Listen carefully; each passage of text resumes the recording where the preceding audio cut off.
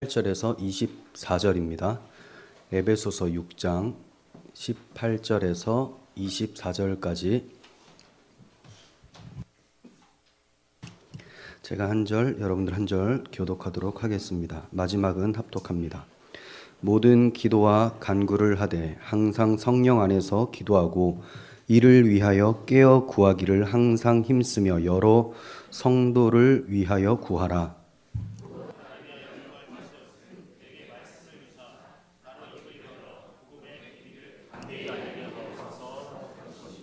이 일을 위하여 내가 쇠사슬에 매인 사신이 된 것은 나로 이 일에 당연히 할 말을 담대히 하게 하려 하심이라.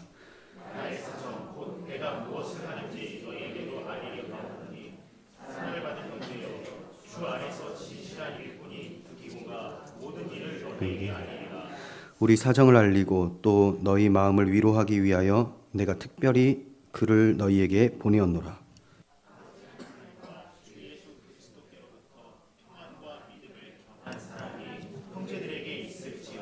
함께요. 우리 주 예수 그리스도를 변함없이 사랑하는 모든 자에게 은혜가 있을지어다. 아멘. 네, 오늘은 기도의 중요성과 에베소서의 끝 인사에 대해서 살펴보도록 하겠습니다. 기도의 중요성과 끝 인사입니다. 어느덧 우리는 에베소서를 이제 마치게 되었습니다.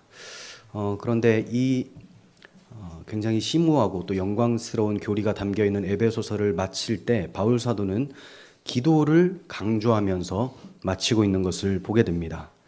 기도라는 것은 자기 욕망을 위해서 내 육체의 무엇을 위해서 구하는 것이 아니라 먼저 그의 나라와 그의 의를 위해서 구하는 하나님께서 허락해 주신 영적 무기입니다. 본문에서 바울 사도는 먼저 성도를 위한 기도에 대해서 얘기를 해주고 또 뒤에 가서는 교역자를 위해서 기도해야 됨을 말씀해 주고 있습니다. 사도가 깨어서 기도하기를 항상 힘쓰라 이렇게 말씀을 하고 있는데 왜 이렇게 기도를 강조하면서 에베소서를 마치고 있을까요? 인간에게 정말 중요한 것은 내가 육체의 욕망을 따라서 원하는 것을 다 갖는 것이 아니라 창조주 하나님, 그런데 그 하나님이 반역한 우리를 구원해 주셔서 구속주 하나님이 되셨다.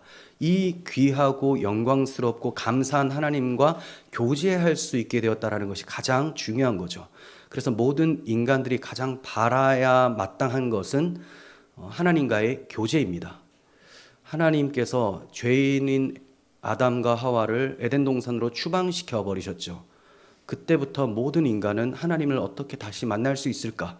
하나님과 만나서 교제할 수 있을까? 이것을 갈망해야 되는 것이 마땅하죠.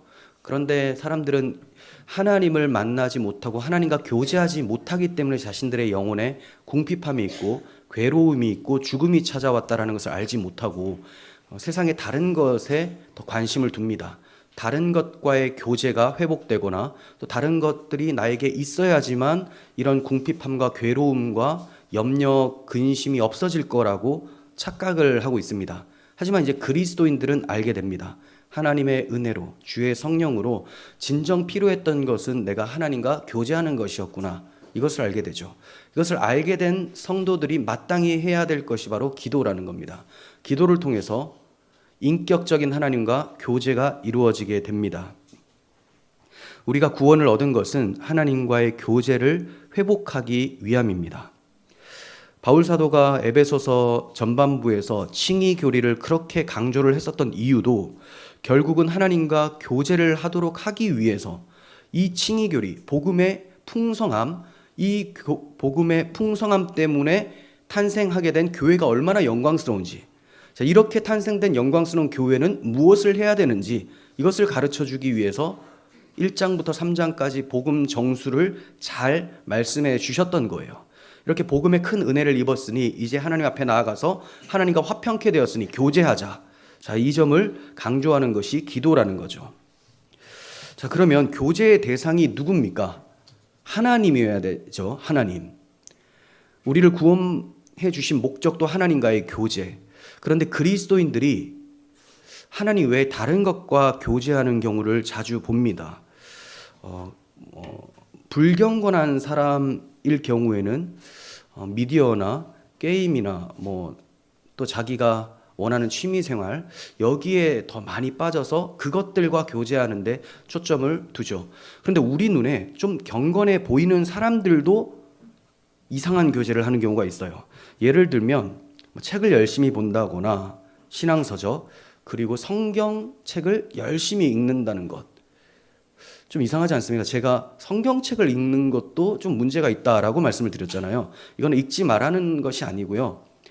우리가 성경을 읽는 것은 하나님과의 교제를 하기 위함이죠. 그런데 성경을 읽는 그 재미, 성경을 연구하는 그 재미, 그리고 신앙서적을 많이 봐서 나에게 지식 쌓는 재미, 자, 이런 것으로 책과 교제하는 것이 아니라는 거죠. 하나님과 교제하기 위해서 우리는 책을 보고 성경을 보고 그렇게 하는 것입니다. 주객이 전도되면 안 되겠죠. 우리는 살아계시고 인격적인 하나님을 모시고 그분과 교제하며 삽니다. 그래서 기도를 하죠. 하나님은 인격적이신 분이시기 때문에 우리의 작은 신음에도 응답하시고 우리의 간구함을 들으시고 또 말씀해 주시는 하나님이십니다. 자, 그러면 이 귀한 기도를 바울 사도가 끝부분에 말씀을 해주고 있는데 그러면 기도는 과연 우리가 앞에서 살펴본 대로 하나님의 전신갑주가 있었죠. 이 하나님의 전신갑주와 기도는 어떤 관계가 있는지를 좀 생각해 보았으면 좋겠습니다. 기도가 하나님의 전신갑주라고 할 수 있을까요? 기도는 하나님의 전신갑주다. 어떤 측면에서는 하나님의 전신갑주라고 할 수 있겠다 이렇게 생각도 되지만 엄밀하게 말하면 기도는 전신갑주가 아니라 이 하나님의 전신갑주를 잘 사용할 수 있도록 하는 능력입니다. 하나님의 전신갑주를 잘 사용할 수 있도록. 예를 들어 의의 흉패가 있어요. 이 흉패가 단단히 나에게 탁 부착되도록 만들어내는 것이 기도라는 거죠. 물론 이 전신갑주는 성령께서 사용해 주십니다. 성령께서. 성령의 검, 하나님의 말씀을 가지라라고 할 때 우리가 교만하여서 나의 지식 믿고 까불어댔다가는 결코 영적 전쟁에서 성령의 검을 제대로 휘두를 수가 없게 되겠죠. 성령께서 하나님의 말씀을 생각나게 하시고 적절하게 사용할 수 있도록 해주신다는 거예요.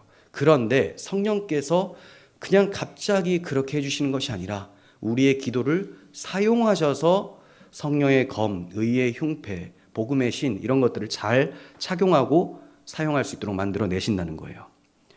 그러니까 기도가 없으면 성령께서는 역사하지 않으시고 말씀을 봐도 우리가 그 말씀을 성령에 기록된 그 목적대로 바르게 사용할 수가 없는 것입니다. 그래서 성경에서는 기도에 대해서 깨어있게 하는 도구라고 설명을 해주고 있어요. 깨어있게 하는 도구. 졸고 자고 있다면 아무리 무장을 많이 해도 싸울 수가 없겠죠. 무장 다 했어요. 총도 가지고 있습니다. 근데 자고 있어요. 그럼 적군이 그냥 푹 찌르면 죽는 거 아니겠습니까? 그래서 항상 이 전신갑주로 무장했다 하더라도 깨어 있어야 된다. 이것은 기도하여 깨어 있으라. 자, 이렇게 성경이 말씀을 하고 있는데 봅니다. 마가복음 14장 38절. 시험에 들지 않게 깨어 있어 기도하라. 마음에는 원이로되 육신이 약하도다. 네, 베드로 사도에게 이렇게 말씀하셨죠. 제자들에게. 마가복음 13장 33절에서도 주의하라 깨어 있으라 그때가 언제인지 알지 못함이라. 그러니까 깨어 있다는 것이 그냥 눈만 꿈뻑꿈뻑 뜨고 있는 것 이거는 아니겠죠. 영적으로 깨어 있어야 되는데 영적으로 깨어 있는 것은 너무 추상적이잖아요. 그래서 말씀을 잘 이해하고 그 말씀을 잊지 않아야 된다라는 것이 중요한데 그러기 위해서는 하나님의 그 성령의 능력을 의지하는 기도라는 도구를 사용해야 된다는 거죠. 그래서 말씀과 기도는 한 세트입니다. 절대로 말씀만으로만 이제 승리할 수가 없고 기도하는 자가 말씀을 바르게 깨닫고 말씀을 사용할 수가 있게 되는 것이죠. 그리고 이 모든 배경에는 성령의 은혜가 있는 것입니다. 전신갑주만 입고 있다고 해서 마귀를 저절로 대적할 수 있는 게 아니죠. 기도로 깨어 있어야 되고 기도로 호흡하며 하나님과 교제를 해야 되고 그 하나님의 능력을 공급받아서 싸워야 되는 것입니다. 기도가 없으면 하나님의 말씀 곧 성령의 검이 좌우의 날선 검이 되는 것이 아니라 좌우가 다 무뎌진 그런 칼이 되고 맙니다. 그러니 하나님의 능력을 발휘할 수가 없겠죠. 하나님이 능력이 없어서 발휘하지 못하는 게 아니라 우리가 그 하나님의 능력을 의지하지 않기 때문에 하나님의 능력이 나가지 않는 거죠. 하나님의 능력은 기도를 통해서 우리가 하나님과 교제하며 하나님을 의지할 때 우리의 삶을 통해서 나타나게 됩니다. 그러므로 기도는 전신갑주라기보다는 전신갑주를 입은 그리스도인에게 힘을 공급해주고 깨어있게 하는 은혜의 방편이다라고 하겠습니다. 물론 이제 큰 틀에서 보면 이것도 마지막 무기, 영적 무기 전신갑주다라고 말씀은 할 수가 있을 것 같아요. 하지만 조금 더 구체적으로 제가 말씀을 드려본 것이고요. 이 기도가 정말 중요한 것은 예수님께서도 마귀하고 싸워서 이기실 때 기도를 사용하셨습니다. 광야에서 40일을 줄이시고 마귀가 시험할 때도 늘 기도하시면서 말씀으로 싸우셔서 이기셨고, 겟세마네에서 십자가를 앞두고 겟세마네에서도 하나님 앞에 기도를 하셨었죠. 그리고 마지막에 십자가 위에서도 아버지께 내 영혼을 부탁한다고 하면서 하나님과의 교제가 있으셨습니다. 예수님의 승리 무기도 말씀과 기도였듯이 우리도 기도로 무장하여 하나님의 말씀, 성령의 검을 잘 사용할 수 있었으면 좋겠습니다. 18절 보시면 모든 기도와 간구를 하되 항상 성령 안에서 기도하고 이를 위하여 깨어 구하기를 항상 힘쓰며 여러 성도를 위하여 구하라. 모든 기도와 간구를 하라고 합니다. 그러니까 이걸 어떻게 설명해야 될까요? 기도라는 모든 것, 기도회라고 해야 될지 아니면 기도의 내용들이라고 해야 될지 정확하게는 알 수가 없지만, 기도 모임이 있거나 또 공동체 기도 모임, 가족 기도 모임, 그리고 1대1로 친구 만나서 같이 기도하고 이런 것들을 이제 열심히 하라고 말씀하는 것으로 적용하면 되겠습니다. 많은 사람들이 찬양 집회는 좋아하는데 기도 모임은 별로 좋아하지 않죠. 또 성경 공부도 별로 좋아하지 않아요. 무슨 말이냐면 그냥 내가 이 음악이 나오고 흥을 느낄 수 있는 것, 내 몸을 음악에 맡기고 이런 이제 감각적인 것에만 초점을 두는 경우가 많아지고 있다는 거죠. 하나님의 말씀과 기도를 좀 사모하는 그런 저희들이 되었으면 좋겠습니다. 자, 여기서 바울 사도는 기도하고 간구라고 했는데 그게 그거긴 한데 조금 구별해서 말씀을 드리면 기도는 좀 대의적인 하나님 앞에 간구라고 할 수가 있어요. 예를 들면 하나님의 나라와 그 의를 위하여 구하는 것, 이런 걸 이제 기도라고 하고, 주기도문으로 말씀드리면 하늘에 계신 우리 아버지 이름이 거룩히 여김을 받으시오며 나라가 임하시오며 뜻이 하늘에서 이루어진 것 같이 땅에서도 이루어지다, 이 전반부, 이런 것이 이제 기도로 이제 말씀한 것 같고요. 간구는 자, 이렇게 주기도문의 대의적인 부분, 하나님 나라와 그의 의를 위해 기도했으면 이것이 내 삶 속에서 이루어질 수 있도록, 삶에서 나타날 수 있도록 구하는 개인적 기도가 되는 거죠. 근데 개인적 기도라고 해도 목적은 하나님 나라와 그의 의를 위한 거예요. 하지만 그것이 그냥 동떨어진 기도 제목이 아니라 나의 삶 속에서 구석구석에서 나를 마주치는 사람들에게 내가 그리스도의 향기를 나타나고 하나님의 나라의 백성임을 나타낼 수 있도록, 그런 이제 기도 제목을 놓고 기도를 하게 되는 거죠. 자, 이렇게 모든 기도와 간구를 하라고 하는데 항상 성령 안에서 기도해야 된다, 이렇게 얘기를 합니다. 쉬지 말고 기도하라라고 다른 서신에서도 바울 사도가 얘기를 하셨는데, 여기에서는 항상 기도보다는 항상 성령 안에서를 좀 더 강조하는 것 같아요. 물론 둘 다 맞습니다. 항상 성령 안에서 항상 기도하라. 성령 안에서 기도한다. 이것은 우리가 기도할 때 우리의 육체의 욕망에 따라서 하나님이 기뻐하지 않는, 하나님 듣기 싫어하는 거, 이런 기도하지 말고 정말 하나님이 기뻐하시는 그 뜻이 무엇인지를 알고 예수님이 하실 만한 기도, 그런 기도를 할 수 있도록 하라. 그러기 위해서는 예수 그리스도의 영이 우리에게 있어야 되겠죠. 근데 그리스도의 영은 우리 가운데 오셨습니다. 그러면 그 오신 성령님을 의지하며 기도해야 되겠죠. 자, 그래서 성령께서 우리를 도우실 때 가장 먼저 도우시는 부분이 바로 기도 영역이에요. 기도 영역. 기도를 하려면 사실 좀 멍해지는 경우가 꽤 있죠. 뭐 어떻게 기도해야 되나? 이전에는 그냥 막 입을 열고 기도를 했는데 목사님이 하도 막 그거는 오히려 하나님 앞에 죄를 쌓는 것입니다 이러니까 그러면 내가 어떻게 기도를 해야 되는가? 고민이 찾아온다는 거죠. 그래서 바울 사도도 로마서 8장 26절에서 이와 같이 성령도 우리의 연약함을 도우신다. 어떤 연약함이냐? 우리는 마땅히 하나님 앞에 기도할 바를 알지 못한다. 오직 성령이 말할 수 없는 탄식으로 우리를 위해서 친히 간구해 주신다라는 거예요. 이것은 주님께서 보좌 우편에서 우리를 위해 간구하고 계신다. 중보자 예수님께서. 자, 이렇게도 적용을 할 수가 있어요. 하지만 또 나의 기도와 함께 성령께서 역사하신다. 이렇게 생각하시는 것이 더 바람직해 보입니다. 그러니까 나는 기도하지 않지만 성령께서 나를 위해 말할 수 없는 탄식으로 기도해 주시고 계시구나. 그럼 난 기도 안 해도 되겠네. 이게 아니라 내가 기도할 때 성령의 은혜를 구하며 기도하게 되면 성령께서 나의 입술을 통해서 친히 간구하시죠. 말할 수 없는 탄식. 그래서 우리가 울기도 하고 애통하기도 하고 감사하기도 하고 이런 현상이 일어나는 거 아니겠습니까? 자, 이렇게 기도를 성령의 힘을 입어서 기도를 한다라는 말은 나의 기도가 성령이 기록하신 말씀의 범주에서 벗어나지 않는 기도여야 된다는 거죠. 물론 성경 말씀을 그대로 읊으라고 제가 말씀드리는 게 아니에요.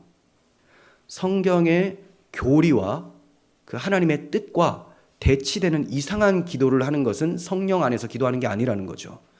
그래서 우리는 늘 기도하기를 하나님의 말씀 안에서 성령의 능력을 의지하여 기도할 수 있도록 해달라고 그렇게 또 기도를 해야 되는 것입니다. 평소 성령의 인도를 따라 행해야지만 성령으로 기도할 수 있습니다.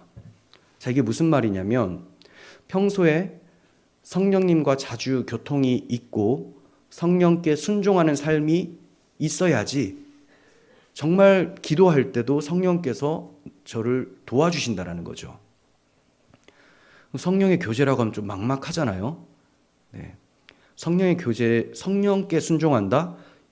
그것은 말씀의 순종입니다.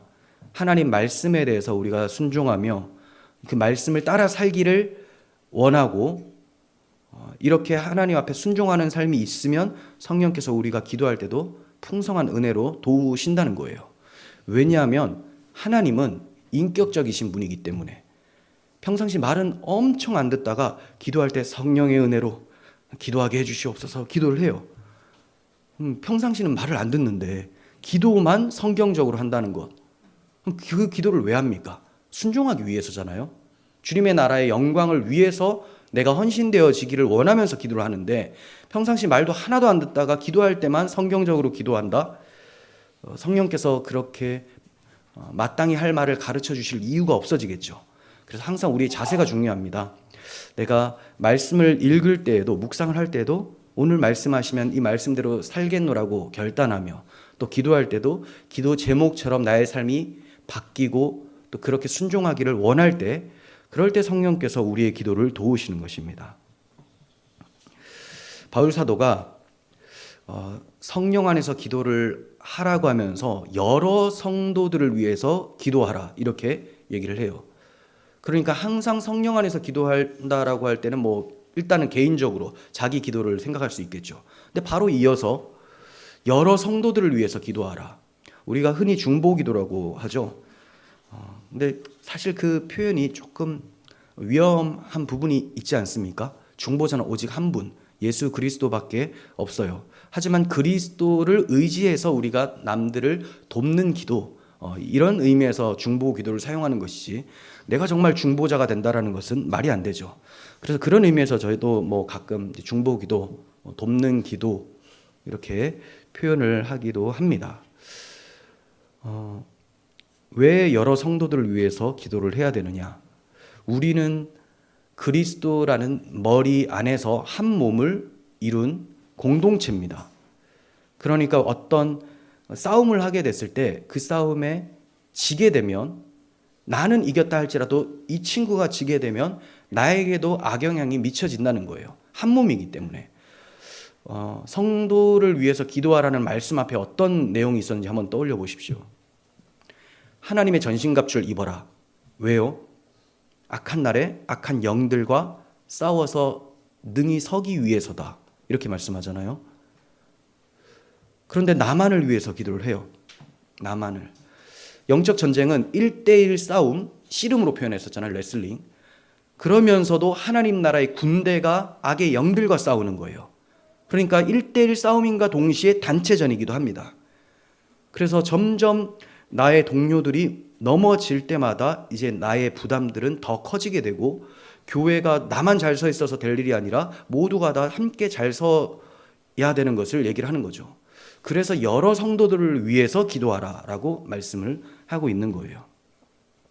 한 사람이 넘어졌는데 그래도 우리 가족은 괜찮으니까 이런 식으로 생각을 한다는 것은 그리스도의 사랑을 모르기도 하고 또 한 몸이 되었다라는 사실도 잊고 있기 때문이라고 생각이 됩니다. 한 지체가 고통받으면 다른 지체가 전체적으로 고통을 받는 것이죠. 자, 그렇다면 우리가 여러 사람을 위해서 기도하는 것도 당연하지만 나 한 사람이 잘 싸워 이겨야 되겠다라는 생각도 하셔야 되는 거예요. 내가 이렇게 약한데 저 사람들은 날 안 도와주나? 이렇게 지금 생각하라고 하는 것이 아니라, 지금 바울 사도는 여러 성도를 위해서 구하라고 했지 저 사람들이 안 도와주면 정죄하라를 말을 하는 것은 아니라는 거예요. 그러니까 우리는 항상 내가 이 싸움에서 이겨야 되겠다. 그리스도를 붙잡고 이미 승리하신 그리스도의 십자가를 붙들고 그 승리를 경험해야 되겠다. 혹시 나 말고 연약한 사람이 없을까? 이걸 돌아보라고 한 거지. 저 사람들은 도대체 나를 위해 기도해 주는 거야? 이거를 생각하라고 말씀하신 것은 아니라는 거죠. 초점이 완전 다릅니다. 자기가 할 것만 하면 돼요.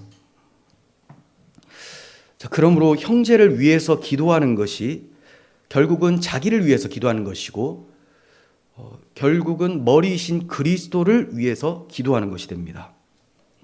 오늘날 개인주의적인 교인들이 많고 교회 전체적 모습도 개교회 중심인 경우가 참 많습니다. 우리 교회만 잘 되면 되지, 우리 교인들만 건강하면 되지.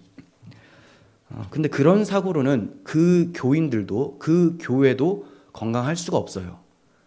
항상 우리는 이제 이 땅의 지상교회가 불완전하지만 예수 그리스도의 복음으로 한 형제 사람들이라는 것을 기억하고 지금 우리와 예배하지 않는 그 교회를 위해서도 그리고 그리스도인들을 위해서 기도를 할 수 있어야 됩니다.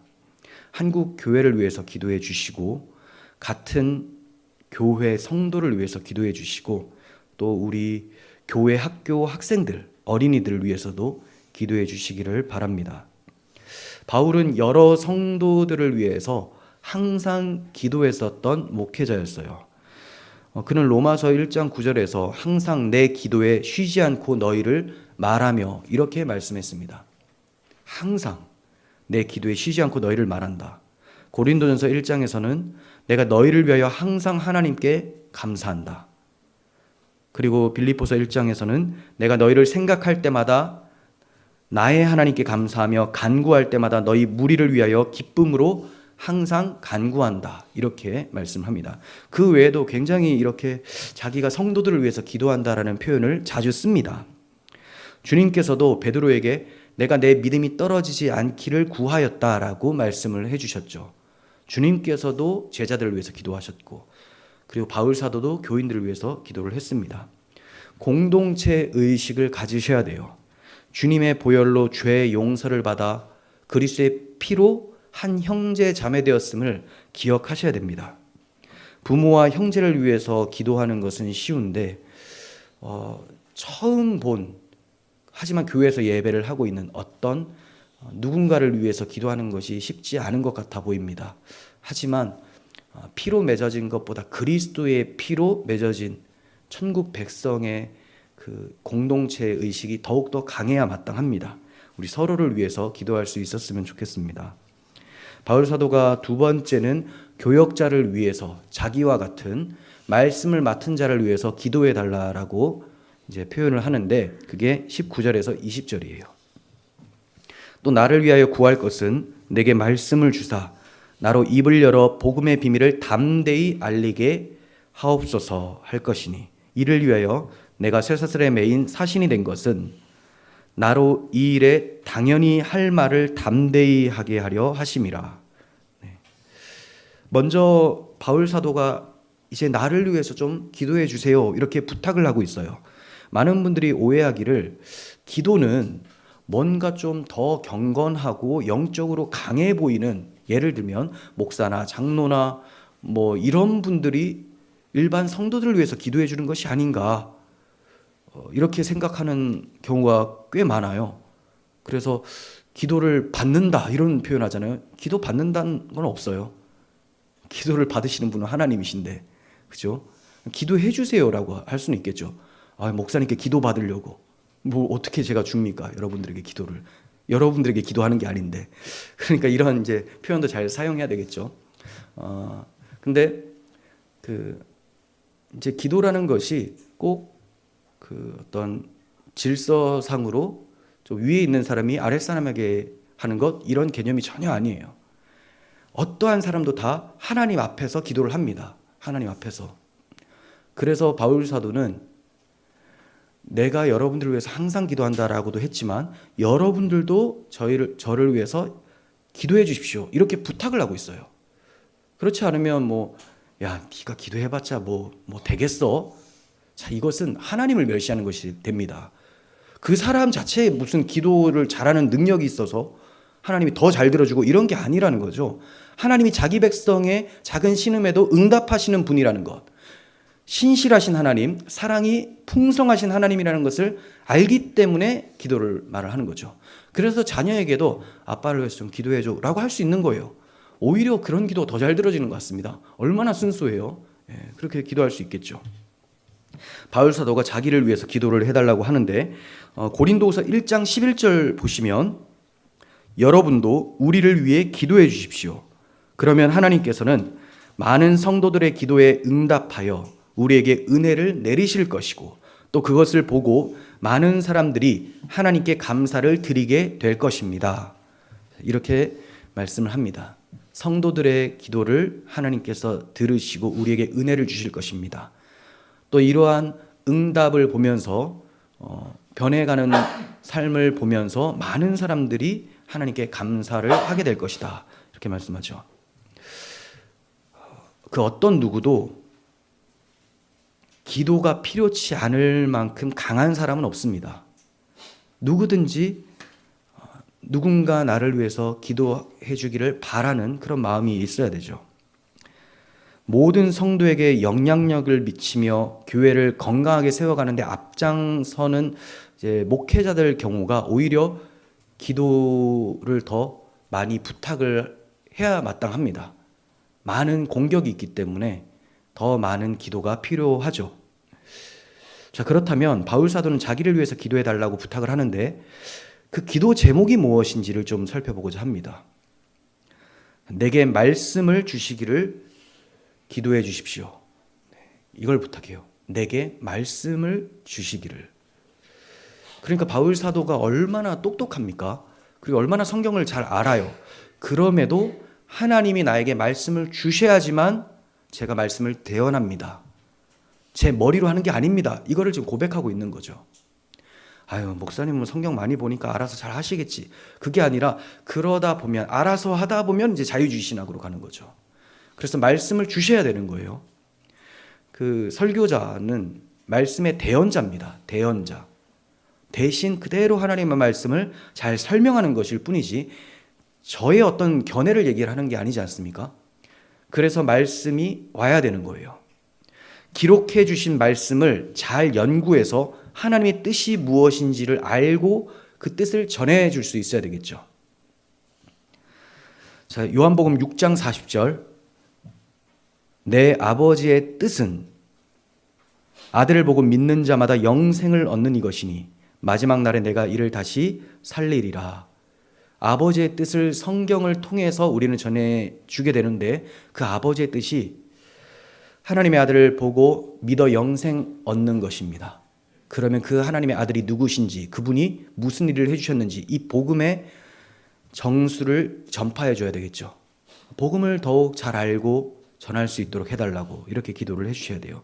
요한복음 20장 31절도 요한복음을 기록해 주신 목적인데, 요한복음이지 않습니까? 복음서예요. 물론 서신서도 다 복음입니다. 근데 이제 복음을 완전히 어떤 그리스도의 행적에 따라서 설명을 했기 때문에 복음서라고 하는데, 이 요한복음 기록 목적이 뭐냐? 오직 이것을 기록함은 오직 다른 기록의 뜻이 없어요. 너희가 예수께서 하나님의 아들 그리스도이심을 믿게 하려 함이요, 또 너희로 믿고 그 이름을 힘입어 생명을 얻게 하려 함이라. 예수님이 누구신지 알고 그분이 행하신 일을 믿어서 영생 얻도록 하는 것, 이게 복음서의 기록 목적입니다. 이것이 아버지의 뜻이에요. 그러므로 말씀을 주사라고 하는 것은 지금 오늘날에 목사님이 설교 준비할 때 직통 계시를 받도록 해주세요, 이게 아니라 이미 성령께서 기록해 두신 성경을 성령의 기록 목적대로 바르게 복음을 선포할 수 있도록 기도를 부탁하는 것이죠. 복음 듣기를 사모하는 성도는 성령께서 설교자에게 복음의 풍성함을 알려주시기를 기도하셔야 됩니다.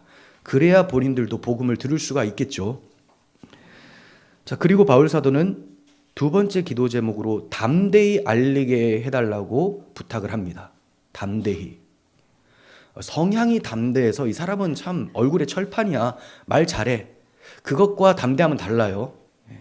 물론 성향에 따라 사람들의 어떤 행동이 좀 다르기도 합니다. 좀 그렇게 외향적이고 또 이제 얼굴 철판인 사람들이 부럽기도 해요.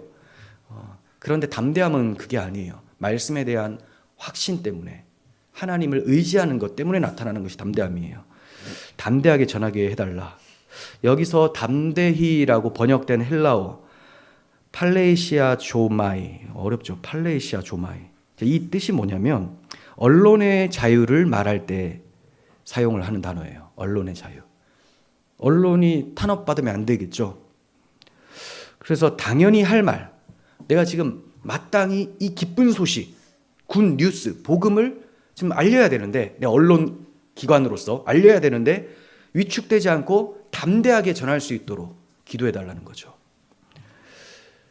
세상에 많은 뉴스가 있습니다. 매일마다 뉴스가 올라오고 하는데 꼭 들어야 될 기쁨의 좋은 소식은 예수 그리스도의 복음입니다. 이 언론 기관에서 잘 입을 열어서 담대하게 선포해 달라고 부탁을 하고 있어요. 바울 사도는 자기 육신의 자유를 위해서 기도해 달라고 하지 않고 복음의 비밀이 자유롭게 선포되도록 담대함을 달라고 부탁을 하고 있습니다. 지금 바울 사도는 감옥에 있는 상황이에요. 그러면 보통은 제가 빨리 나가서 말씀 전할 수 있도록 해주세요, 빨리 나가서, 여기에 이제 초점을 두거든요. 근데 바울 사도는 내가 여기 있어도 복음은 선포된다. 그러니 어떻게든 선포될 때 내가 위축되지 않고 담대히 전할 수 있도록 해달라. 복음이 자유롭게 움직이기를 부탁하는 것이지 자기의 몸이 자유가 되기를 기도하는 것은 아니라는 거예요. 오늘날 교인들이 목사가 마땅히 할 말을 담대히 전하게 해달라고 기도를 하셔야지만 목사님들도 그 복음을 전하기 힘쓰게 되고 복음을 더 사모하게 될 것입니다. 하지만 현실은 목사님들도 복음 전하기를 원치 않아 하는 것 같고, 또 무엇보다 안타까운 것은 복음을 또 잘 모르고 교인들은 복음 듣기를 원하지 않고, 마찬가지로 복음도 잘 모르고, 그렇죠. 그래서 오히려 자기 사역을 따를 스승을 많이 두고 허탄한 이야기 듣기를 갈망하는 교인들이 많아지고 있어요. 그러다 보니까 청중들이 그런 걸 원하면 설교를 하는 사람들이 그거에 신경을 쓰지 않아야 되는데 저런 걸 듣고 싶어 해? 그럼 도입 부분에서 그래도 내가 이 소설책을 좀 많이 읽고 나서, 유명한 소설책 빠친코 있지 않습니까? 아세요? 요즘에 인기가 많아요. 반 정도 보다가 너무 길어가지고 못 봤는데 그런 걸 막 얘기하면 요즘에 화제 신간인데 뭐 이러면서 싹 청중들을 빨아들이게 해라. 사실 설교학에 제일 처음에 가르쳐 주는 게 그거예요. 설교할 때 처음에는 아이스 브레이크 해라 이거예요. 유머를 하든지 무슨 예화로 해서 아주 관심을 기울이게.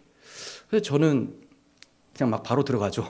오늘 본문은 이렇게 왜냐하면 말씀에 관심 있는 사람들이 말씀 들어왔다고 제가 보고 있기 때문에 딴소리 하는 것을 제가 오히려 더 두려워합니다. 언제 시작하는 거야 목사님 이럴까 봐. 그러니까 복음 듣기를 원하는 사람들이 있으면 목사도 설교하기가 참 좋아요. 근데 복음 듣는 걸 원하지 않는 사람들이 막 앉아 있으면 이제 아이스 브레이크도 해야 되고 저 사람들이 원하는 것을 들려주다 보면 복음이 왜곡되어지고 배가 산으로 가고 결국 설교 마쳤는데 복음과는 상관없는 그런 거. 유튜브에서 충분히 많이 들을 수 있는 인문학 강의 같은 것을 강의하게 되는 것이죠. 그러면 교회는 점점 힘을 잃게 되고 성령의 역사가 없으니 문을 닫게 됩니다. 그래서 유럽의 많은 교회들이 문을 닫고 나이트클럽으로 변해버린 이유는 복음을 선포하지 않아서죠. 복음만 전하면 사람들이 안 와요. 그럼 복음을 선포 안 했더니 어떻게 됐습니까? 문을 다 닫았어요. 복음을 선포하면 어떤 사람들은 안 오지만 어떤 사람들은 옵니다. 하나님께서 택정하신 사람들은 복음 듣도록 하나님께서 인도를 하신다는 거죠. 그런데 많은 사람을 모으기 위해서 딴소리를 하게 되면 마귀가 그 소리를 좋아하는 사람들을 보내겠죠. 그럼 그 사람들이 교회를 이루게 되면 세속 집단이 되는 거예요. 결국은 나이트클럽이 되는 거죠.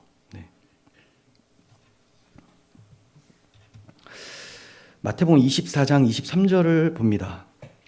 그때 사람이 너희에게 말하되 보라 그리스도가 여기 있다 혹은 저기 있다 하여도 믿지 말라. 거짓 그리스도들과 거짓 선지자들이 일어나 큰 표적과 기사를 보여 할 수만 있으면 택하신 자들도 미혹하리라. 많은 사람들의 관심이 이 사람이 진짜 선지자인가? 이 사람이 그리스도인가? 이 사람이 메시아구나 쫓아간다는 거예요. 말세가 되면. 요즘에 또 인기 많은 넷플릭스에 나는 신이다 라는 그런 다큐멘터리가 있습니다. 참 기분 나쁘게 하는 그런 이제 다큐멘터리인데 우리나라 자기가 신이다라고 외치는 그 교주들 다루고 있어요. 아주 배속으로 해서 빨리 봤거든요. 제가 보다가 너무 두 가지 생각이 들더라고요. 이건 진짜 넷플릭스가 반기독교구나. 그래서 이런 거에서 전체적으로 교회가 욕먹게 하는 거구나. 이런 생각이 들면서도 이건 또 방영을 해야 되는데 또 이래요. 왜냐면 너무 악해요 또.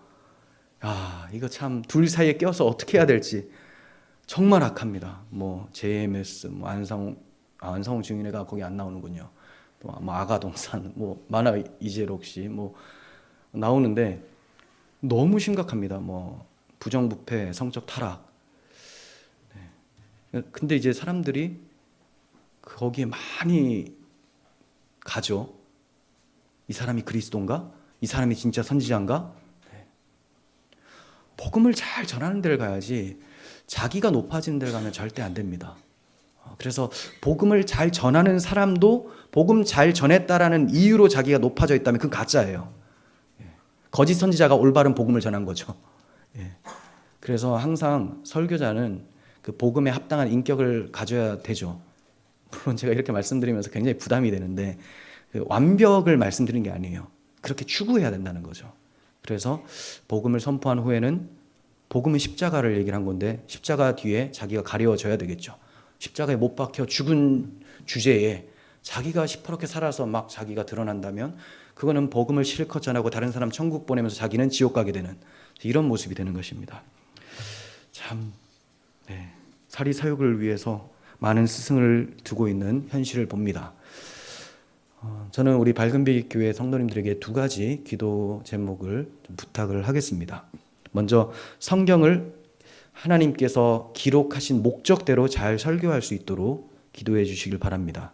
고린도후서 2장 17절을 보시면 우리는 수많은 사람들처럼 하나님의 말씀을 혼잡하게 하지 아니하고 곧 순전함으로 하나님께 받은 것 같이 하나님 앞에서와 그리스도 안에서 말하노라. 말씀이 섞이지 않도록, 다른 복음 되지 않도록 순전하게 하나님의 말씀을 그대로 사도들이 전한 복음, 그 복음을 우리 강단에서도 선포될 수 있도록 기도해 주시고, 또 복음을 전할 때 하나님 앞에 서 있다는 것을 기억하고 경외함으로 또 그리스도 안에서 그분만을 의지하며 전할 수 있도록 기도해 주시길 바랍니다. 두 번째는 복음을 전하는 데 있어서 담대할 수 있도록 기도해 주시길 바랍니다. 갈라디아 1장 10절 보시면 바울 사도가 복음을 전하면서 사람 눈을 의식하지 않았다라고 얘기를 해요. 이제 내가 사람들에게 좋게 하랴, 하나님께 좋게 하랴, 사람들에게 기쁨을 구하랴. 내가 지금까지 사람들에게 기쁨을 구하였다면 그리스도의 종이 아니니라. 그래서 그 하나님의 기쁨을 위해서 뭔가 설교를 한다면 당연히 복음 선포가 일어나겠죠. 근데 이 복음 선포는 모든 사람이 좋아하는 게 아니에요. 심지어 성도가 들어도 보통은 좋죠. 왜냐하면 성령께서 이 예배를 또 예배에 함께 하시면서 은혜를 주시니까. 그래서 감사하다. 그런데도 복음은 굉장히 날카롭기 때문에 좌우에 날선 검같이 되어 있기 때문에 나의 부족함들을 찌릅니다. 그리고 철저하게 회개시키고 그리스도의 십자가만 붙잡게 만들어요. 그런데 회개라는 단어 얼마나 부담스러운 단어입니까? 나의 죄를 고발하는 거 얼마나 괴롭습니까? 그러다 보니까 올바른 말인데도 불편하게 느껴지고 화가 날 수가 있다는 거죠. 우리들, 불신자들 말고 우리들에게 이게 일어날 수가 있다는 거예요. 그래서 목사가 참 하나님 말씀 그대로 선포하기가 참 마음이 무거울 때가 있습니다. 왜냐하면 우리가 그리스도인이라 할지라도 연약한 부분이 있기 때문에 혹시 이것 때문에 마음이 힘들어지면 안 되는데, 그럼 그렇다고 그걸 안전하고 다르게 전해버리면 마음 힘들지 않고 그대로 엉뚱한 길로 갈 수 있도록 돕는 거짓 선지자가 되잖아요. 그래서 담대하게 하나님만 바라보며 전파할 수 있도록, 그것이 결과적으로는 우리 모두에게 유익이 됩니다. 설교자들이 말씀을 순전하게 전하지 못하고 담대함을 잃게 되면 그 시대는 소망이 없어요. 말씀이 없는 시대는 소망 없는 시대입니다. 소돔과 고모라는 말씀이 없었습니다. 그래서 망하는 거예요. 동성애, 나그네 대접을 안 해서 이것 때문에 망한 게 아니라 말씀이 없기 때문에 이러한 현상이 나타나서 망하게 되는 거죠. 중요한 건 말씀, 복음이에요. 이 복음 사명은 설교자 혼자 감당하는 것이 아니라 모든 성도와 함께 감당하는 거예요. 제가 강단에 설 때마다 내 능력으로 내가 하나님을 잘 의지해서 이렇게 서는 게 아닙니다. 여러분들의 기도를 힘입어서 함께 말씀 앞에 서서 전하는 거죠. 그래서 사실 목회자 사례비나 이런 부분들도 결국은 여러분들이 저에게 말씀에만 집중하라고 하시는 거잖아요. 그러니까 여러분들이 그렇게 사례 헌금으로 목회자 사례가 없으면 살아야 되니까 자기도. 그래서 여러 일을 하게 됩니다. 그럼 점점 시간이 줄어들면서 말씀을 제대로 전파하기가 어려워지겠죠. 그런 의미에서 이제 모두가 다 기도로서 또 물질로서 그렇게 하나님의 말씀 선포를 기대하며 하는 거지, 목회자 저 사람이 잘 되길 원한다 이런 개인적인 게 아니에요. 말씀 선포 때문에 목사도 귀한 것이 되는 거죠. 이 복음 선포 사명은 설교자 혼자가 아니라 우리 모두의 사명입니다. 그것이 성도들의 기도로 이루어지고 있는 거죠. 바울 사도가 이 복음 선포하는 이 일을 위하여 쇠사슬에 매인 사신이 되었다, 이렇게 표현을 하고 있어요. 그러니까 복음을 전했더니 자기가 쇠사슬에 매이게 됐고 매여 있지만 나는 사신이다. 사신이라는 것부터 한번 생각해 보겠습니다. 사신은 그 당시에 로마가 세계 중심이었기 때문에 많은 사람들이 각국에서 사신을 보내서 각국의 대표로 로마에 모이게 하고 회의하게 하고 이렇게 했어요. 바울 사도 그것을 보면서 세상은 인정하지 않지만 나는 하나님 나라의 사신으로 이 로마에 보내져서 지금 감옥에 있다. 그러니까 자기가 어떠한 자라는 것을 알고 있는 거죠. 하나님 나라에서 파송된 사신입니다. 하지만 세상 나라는 하나님 나라를 미워하기 때문에 그 사신도 미워하죠. 그래서 적국에서 사신을 보내면 그 화평을 하지 않으려고 하는 사람들은 사신을 결박하거나 뭐 때리거나 죽이기까지도 하죠. 그럼 전쟁이 일어나게 되죠. 마찬가지로 세상 나라가 하나님 나라를 미워하기 때문에 하나님 나라의 사신을 쇠사슬로 묶어버렸습니다. 바울이 복음을 선포하고 회개하여 예수 그리스도를 믿으라고 하니까 결박을 해버렸어요. 하지만 복음은 그 자체로 힘이 있기 때문에 결박당하지 않습니다. 바울이 결박을 당한 것이지 복음이 결박당한 것은 아니에요. 그래서 그 사도행전 마지막에 보면 바울이 2년 동안 자기 셋집에 머물면서 가택연금 상태, 감옥입니다. 그 상태에서 자기에게 나오는 사람들을 다 영접하고 하나님 나라와 주 예수 그리스도에 관한 모든 것을 담대하고 거침없이 가르쳤다, 이렇게 말씀합니다. 그러니까 바울은 묶여서 나가지 못해도 복음은 계속 나가는 거예요. 복음은. 바울 사도는 복음이 제대로 선포될 수 있도록 기도를 부탁했던 것이죠. 그리고 자기가 그 복음 선포의 일에, 그 귀한 일에 계속 사신으로 쓰임 받기를 원했던 거예요. 내가 나가면 참 몸이 편할 텐데가 아니라 이 영광스러운 복음 전하는 사신의 역할을 내가 잘 감당할 수 있었으면 좋겠다. 여기에 초점이 있는 겁니다. 우리 교회를 통해서, 또 저를 통해서, 우리 각 사람을 통해서 이 하나님 나라의 사신의 역할을 잘 감당할 수 있었으면 좋겠습니다. 21절에서 22절, 이제 바울 사도가 끝 인사를 해요. 기도의 중요성을 말씀하고 나서 마무리로 인사를 하게 되는데 한번 봅니다. 나의 사정 곧 내가 무엇을 하는지 너희에게 알리려 하노니, 너희에게 도죠. 너희에게 도. 그러니까 다른 데도 전했다라는 거예요. 로마서 보면 이제 편지하는 거지 않습니까? 로마에 있으면서 이제 전하는 거죠. 알리려 하노니 사랑을 받은 형제요 주 안에서 진실한 일꾼인 두기고가 모든 일을 너희에게 알리리라. 우리 사정을 알리고 또 너희 마음을 위로하기 위하여 내가 특별히 그를 너희에게 보내었노라. 이렇게 말씀합니다. 내가 무엇을 하는지 너희에게도 알리려고 한다. 사도는 여러 성도들을 위해서 기도하고 교역자를 위해서 기도해달라고 부탁을 한 후에 자신의 형편과 사정을 알리기 위해서 사랑받는 형제 두기고를 보냈어요. 두기고를.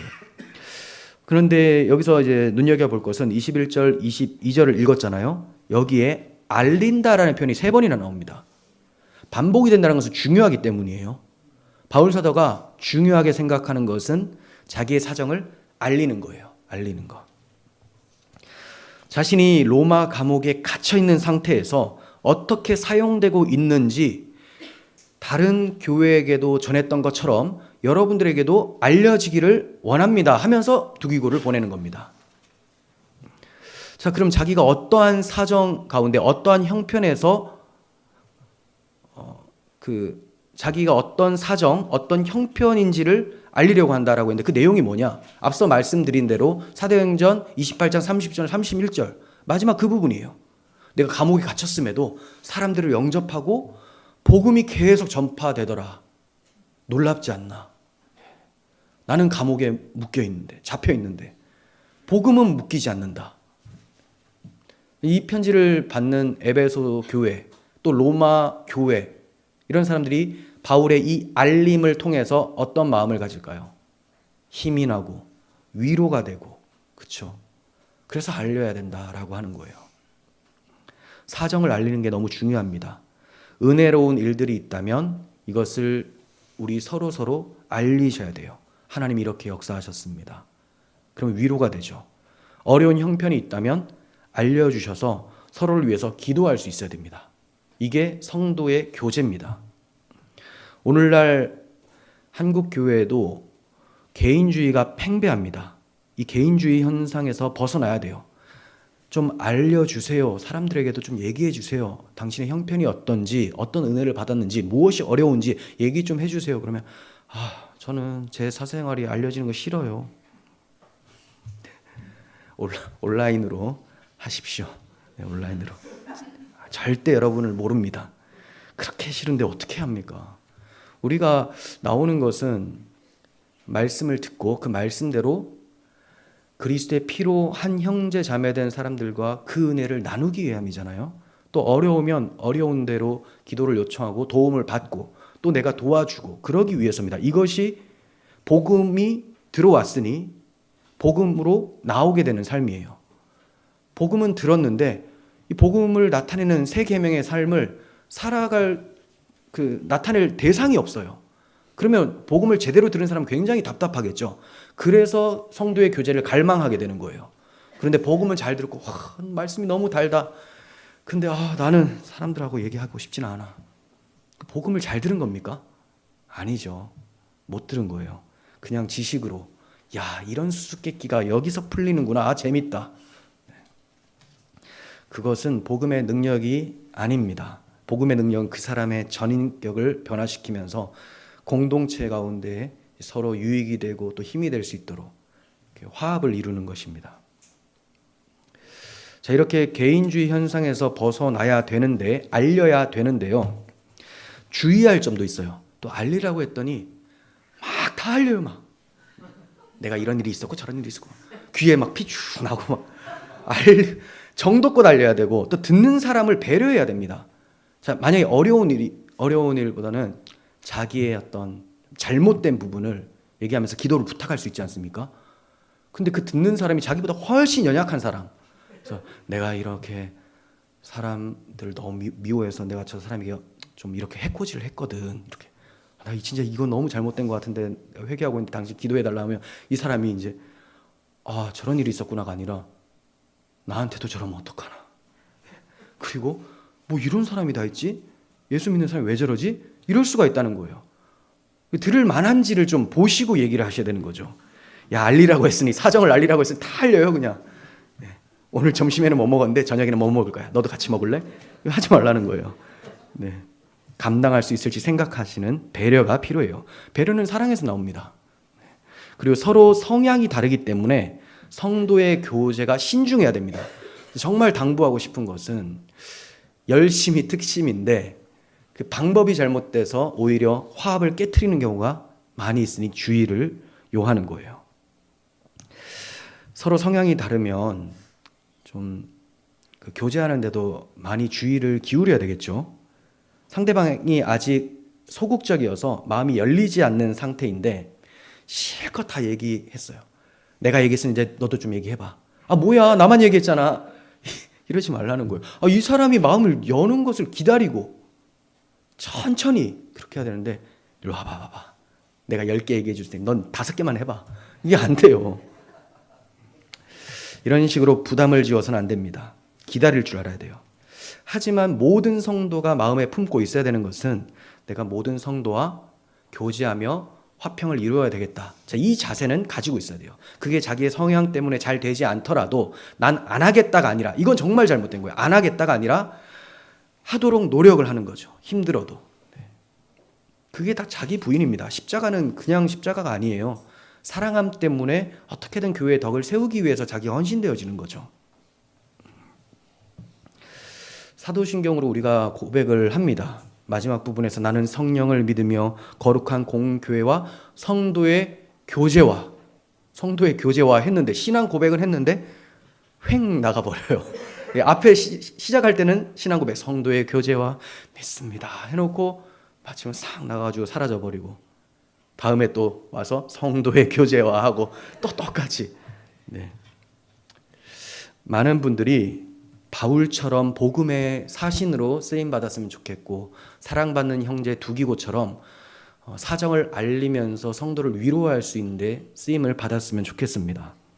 23절, 24절 살펴봅니다. 아버지 하나님과 주 예수 그리스도께로부터 평안과 믿음을 겸한 사랑이 형제에게 있을지어다. 우리 주 예수 그리스도를 변함없이 사랑하는 모든 자에게 은혜가 있을지어다. 아멘.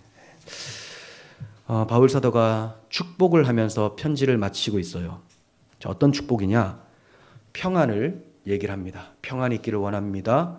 믿음을 겸한 사랑이 있기를 원합니다. 은혜가 있기를 원합니다. 이렇게 표현하죠. 사실 이러한 단어들은 에베소서 서두에도 나오고요, 바울의 서신서에 계속 등장하는 단어라서 제가 자주 설명을 해드려서 간략하게만 말씀을 드리겠습니다. 평안이 있기를 원한다라고 했는데, 평안은 복음으로 인해 주어지는 영혼의 안식이에요. 평안. 편안함이 아니에요. 편안함은 버스 타는 것보다는 지하철, 아니, 자가용, 그리고 뭐 해외 갈 때도 배 타는 것보다는 비행기 1등급. 이게 이제 편안함이죠. 근데 지금 평안함은 영혼의 쉼을 얘기를 하는 거예요. 평안함. 복음으로 인한 영혼의 쉼. 영혼이 평안하려면 전쟁이 그쳐야 됩니다. 전쟁이. 우리는 지금 영적 전쟁을 하잖아요. 대적이 시퍼렇게 살아있는데 나를 죽이려고 하는 사람이 40명이나 되는데, 이게 이제 바울의 현실이었거든요. 죽이려고 하는 사람이 40명이나 됐어요. 평안할 수 있습니까? 평안하기 어렵죠. 그러면 기독교인은 평안할 수 없다라는 겁니까? 영적 전쟁 중인데. 아니에요. 영적 전쟁 중임을 아는데도 바울이 이렇게 얘기를 하고 있어요. 왜냐하면 이 영적 전쟁이 우리에게 현실적으로 경험되어지긴 하지만 사실 이 전쟁은 이미 끝난 싸움 아닙니까? 예수 그리스도께서 십자가에서 다 이루었다 하시고 마귀의 정죄권, 정죄하는 권세를 없애버리셨어요. 머리를 밟으셨습니다. 자, 그래서 전쟁 중에 있지만, 내가 경험을 하고 있지만 이미 끝난 싸움이라는 것을 알기 때문에 평안이 있는 거예요. 내가 비록 많은 어려움들도 경험하지만 그건 내가 어려운 거지 내가 진다라는 게 아닙니다. 그래서 이미 승리는 내 것일세 하고 싸우는 거예요. 그리스도를 더욱 의지하며 그리스도의 그 복음의 권능이 어떠한지를 자기의 삶 속에서 드러내는 거죠. 그렇기 때문에 우리는 광야 같은 인생 속에 많은 어려움도 있지만 내 영혼이 평안하다 평안하다 하면서 야곱이 돌베개 베고 잠잔 것처럼 하나님을 바라보면 쉼이 있게 되는 거죠. 그래서 그 평안함이 여러분들에게 있었으면 좋겠습니다. 이렇게 얘기를 하는 거예요. 이런 얘기를 안 하면 에베소서를 마칠 때 좀 성도들이 좀 힘들 것 같아요. 전신갑주 입어라. 악한 영들을 능히 대적하여 서기 위함이다 해놓고, 그러면 이제 우리는 맨날 싸우면만 하고 마음은 너무 힘들구나 할 때 바울 사도가 평안이 있을 것입니다. 이렇게 얘기를 하죠. 복음이 여러분들에게 평안 중에 전투하도록 하실 것입니다. 복음을 묵상하시고 입으로 그 복음을 고백하시길 바랍니다. 그러면 하늘에 평강이 있을 것입니다. 두 번째 축복은 믿음을 겸한 사랑이라고 말씀을 하고 있어요. 믿음을 겸한 사랑. 믿음과 사랑을 함께 말씀을 하고 있죠. 이게 에베소 1장 15절에서도 언급이 되는데요. 거기에서 바울 사도는 에베소 성도들의 믿음과 사랑을 듣고 하나님께 감사를 드린다라고 표현했습니다. 믿음과 사랑을 내가 들었다. 너희들의 믿음과 사랑을 들었다. 여기서 믿음이라는 것은 복음에 대한 지식을 수반한 믿음입니다. 그냥 믿습니다 해서 그냥 믿는 게 아니라 무엇을 믿는지를 알고 믿는 것, 복음의 내용을 알고 믿는 것, 그 복음을 믿음으로 나타나는 열매가 사랑이에요. 그렇죠? 복음의 내용을 알고 믿었어요. 그러면 계속 말씀드린 것처럼 들어왔으면 나가야 되겠죠. 그게 사랑이라는 거죠. 그래서 믿음을 겸한 사랑이라고요. 믿음 없는 사랑은 자기중심적입니다. 그건 사랑 아니죠. 집착입니다. 바울 사도는 우리에게 경각심을 가져야 됨도 가르쳐 주는 것 같아요. 우리가 여기서는 그건 사도 요한이 가르쳐 준다고 봐야 되겠죠. 여기서는 믿음을 겸한 사랑이 여러분들이 있기를 원합니다. 그리고 여러분들의 믿음과 사랑에 대해서 내가 들었습니다라고 했는데, 그 요한계시록 보면 에베소 교회들에게 보내는 편지의 내용을 보면 에베소 교인들이 처음 사랑을 버렸다라고 해요. 너무 충격이죠. 분명 믿음을 겸한 사랑이 있기를 원합니다. 평안이 있기를 원합니다 했는데 너희가 그 처음 믿음을 버렸다. 왜 그럴까요? 바울 사도가 이렇게 축복하면서 이게 중요하다라고 해버렸는데 그거를 망각해버리는 거예요. 잊어버립니다. 별로 시간이 지나면서 중요하지 않은 거구나. 항상 복음을 마음에 두고 입으로 고백하며 살아야 되는데 그렇게 하지 않은 결과가 처음 사랑을 버렸다. 우리가 이러한 망각이 없었으면 좋겠습니다. 세 번째는 은혜를 축복합니다. 은혜는 믿음으로 의롭다함을 받고 구원받게 된 것을 말을 합니다. 은혜 받았다, 은혜 받았다. 도대체 뭐가 은혜입니까? 그리스도로부터 오는 것, 영생, 하나님과의 교제, 화평함, 그분의 사랑을 경험하고 누리고 살아내는 것, 이게 다 은혜예요. 이 구속의 은혜로 하나님과 화평을 누림으로 평안이 찾아오게 돼요. 그래서 은혜와 평안을 원래 같이 붙여서도 자주 말씀합니다. 너에게 은혜와 평강이 있기를 원하노라 이렇게. 여기서는 이제 떨어뜨려서 얘기를 하고 있죠. 바울 사도가 에베소 첫 머릿말에서도 은혜와 평강이 있을지어다라고 했고 마칠 때도 평강과 은혜로 마치고 있습니다. 이 은혜가 어떤 자들에게 있기를 축복합니까? 주 예수 그리스도를 변함없이 사랑하는 자들에게 은혜가 있기를 원한다 이렇게 얘기해요. 제가 참 기뻐하고 감사해하는 말씀 중에 하나인데 우리 주 예수 그리스도를 변함없이 사랑하는 자들에게 은혜가 있기를 원한다. 이거는 사실 우리의 결단을 강조하는 표현이죠. 주님의 은혜는 그리스도인들에게 임한다라는 그 초점도 있지만 그리스도를 변함없이 사랑하는 자에게 이 은혜가 있기를 원한다. 이렇게 축복을 하고 있어요. 그렇다고 해서 여러분들이 나는 변함없지는 않는 것 같은데 중간중간 한 번씩 엉뚱한 생각도 하고 한결같이 이런 사랑을 잘 못하는 것 같은데 그럼 이렇게 완전한 사랑을 통해서 그 사랑의 행위를 통해서 은혜가 임하는 행위구원인가? 당연히 아니겠죠. 당연히 그런 게 아닙니다. 이 말은 모든 성도는 이미 복음을 믿고 그 안에 성령께서 내주하시기 때문에 그리스도의 사랑이 그 마음에 부음바 되었어요. 부음바 되었기 때문에 그리스도를 사랑하고 살겠다라는 각오가 되어 있고 결단이 있습니다. 그렇게 살려고 노력을 해요. 자, 이러한 결단과 노력이 있는 그 사람은 그리스도의 사랑이 있는 사람이기 때문에 복음을 믿는 사람이기 때문에 은혜가 있을 것이다. 이걸 얘기를 한 거지 빈틈없는 한 번도 변치 않는 그걸 얘기를 하는 게 아니에요. 물론 우리는 변하지 않기를 소원해야 되죠. 하지만 결국 변치 않는다라는 것은 주님을 버려버리는 배도하는 끝까지 믿음 지키면서 주님 사랑하기를 소원하는 사람에게 주의 은혜가 있을 것입니다. 이렇게 말씀을 합니다. 여러분들 그리스도를 변함없이 사랑하십니까? 변하시면 안 됩니다. 악한 날에 돼서 그리스도가 다가 아니구나 하는 동시에 주의 은혜는 없죠. 무서운 심판만 있게 됩니다. 우리 안에서 착한 일을 시작하신 예수 그리스도께서 마치는 날까지 우리의 신앙을 지켜주실 거예요.